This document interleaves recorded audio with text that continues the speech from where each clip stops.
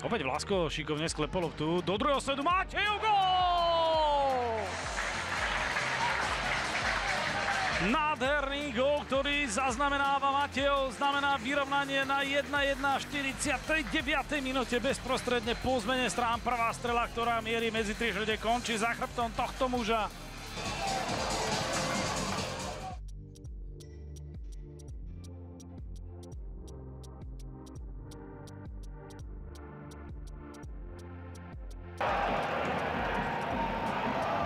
Paušeková práca po ňom.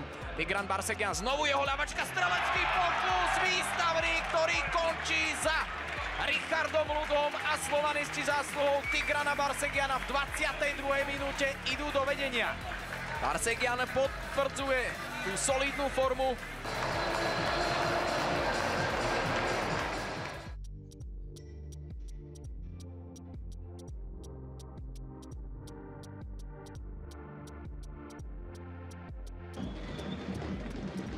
Kupusovič poslal priamu loptu na bránu, nádherný gól, 65. minúta a pavučina vymetená aj na opačnej strane. Niegoš Kupusovič, dvojgólový strelec v dnešnom zápase. Neskutočný gól. Videli sme, že je neviditeľný tento zápas. Prakticky 2 dotyky s loptou a 2 góly.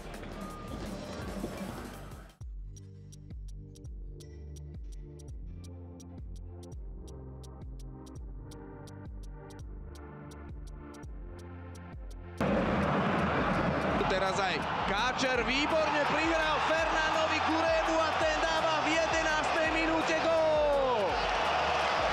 Fantastická premiéra útočníka z pobrežia Slonoviny vo farbách DAC. Milan Borian bezradný a výborná Káčerová prihrávka.